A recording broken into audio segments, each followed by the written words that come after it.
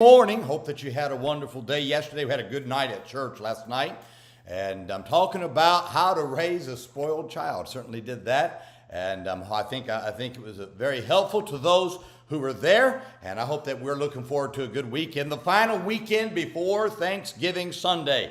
And I'm looking forward to being able to be in church with God's people and seeing people saved and people baptized is my prayer, and seeing what we can do even today as we go out soul winning, trying to reach someone for Christ. Always anxious to do that. Well, today, let's talk about releasing your captives. In 2 Chronicles 28 and in verse 15, the scripture says, "And the men which were expressed by name rose up, and took the captives, and with the spoil clothed all that were naked among them, and arrayed them, and shod them, and gave them to eat and to drink, and anointed them, and carried all the feeble of them upon asses, and brought them to Jericho, the city of palm trees, to their brethren. Then they returned to Samaria." Now, whoever has heard of treating your captives good and releasing them to go back home? I mean, no one's ever heard of that. The children of Israel had defeated Judah in battle and had taken them captives. It was while they had taken them back to Israel that certain heads of the tribes of Israel approached the troops who had taken the captives and told them that they needed to send them back to their homeland. Now, these heads understood that these captives were not just any people, but they were their brethren, and to mistreat them would bring God's judgment upon them. Now, to the credit of these warriors, they took the captives, treated them in a friendly manner, and sent them back home. These warriors could have easily held a grudge against these captives because of the hurt of war. But they understood that the freedom that comes from forgiveness is much better than the captivity of the bitterness. Now, we see the power of forgiveness in this story and what it will do to your life. When you're willing to forgive, you'll be willing to release others from others who you've held captive because of some ought they've done. Forgiveness is willing to move on from the war that is waged between you and the offender. Forgiveness is one side saying it's enough. Forgiveness does not care what the other side has done, but is only concerned with itself being right with God. Now, you will struggle with forgiving another if you look at what you have lost and not at the personal freedom you'll gain through forgiveness. There is a release of bitterness and anger when you choose to forgive those who have wronged you. There's a trust in God's ability to reward you for doing the right thing and forgiving those who have wronged you. You see, you will never know the great joy of the Christian life until you learn to forgive. Now, forgiveness will cause you to want to do good to those who have wronged you. It's amazing that Israel clothed and fed Judah, even though Judah was the captive. One may say that they don't see how they could ever do good to the one who has wronged them, but they will understand how to do that when they choose to forgive.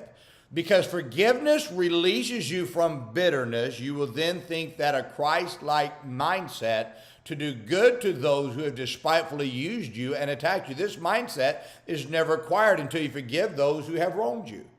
Now, we have to understand they were wronged, and the offender did wrong, but they forgave. And to keep bitterness from setting in, they said, "I choose to forgive." Now, who is it that has wronged you and that you refuse to forgive? Now, you can hold them captive because of how they've hurt you, or you can say, I want to forgive them, and your true mindset toward them is revealed by what you do for them when they're hurting you. You see, the only person you're hurting by not forgiving those who've done wrong is yourself. You're robbing yourself of joy and freedom that forgiveness gives by not forgiving. Now, it doesn't change the wrong that they've done. And it doesn't replace with trust. God forgives us, but he doesn't trust us immediately. Trust, now I always tell my church this, forgiveness is this. Forgiveness is a blank sheet of paper. I got here on my desk a blank sheet of paper. This blank sheet of paper says, okay, from this point forward, I'm going to allow you to write on this to rebuild your trust. That's what I'm going to do. I'll let you rebuild trust because I believe in forgiveness. That's what forgiveness does. Now, it doesn't matter what's on this side of the paper. Get this now, I choose to look at this side. And so now you write on this side. That's what forgiveness is. If you choose not to forgive, that means you choose to look at this side. Forgiveness is looking at this side. So, okay, now you rebuild this trust. Now you start earning trust again. I'm not going to look at here. I look at here. Rebuild trust. That's what true forgiveness is. And until you get to this right here, my friend, then bitterness sets in and then you become angry. The truth is, we've got to understand that forgiveness is part of the Bible. And yes, we do forget. Forgiveness is not saying we're going to let wrong go on. Forgiveness is saying from this point forward, because I choose to let you rebuild. Listen to me. That's what we've done. The thing I love about this is this. This is what I've told you today. I've had it ready now for 4 months, and it was already set to go out today. And so we talk about this.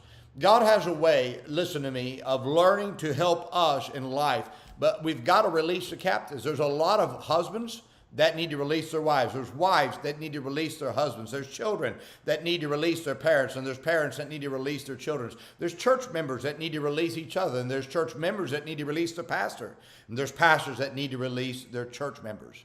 We've all been wronged. Every one of us have. But when they're trying to get right, you gotta forgive. You gotta forgive, because if you don't, you're just as wrong as them.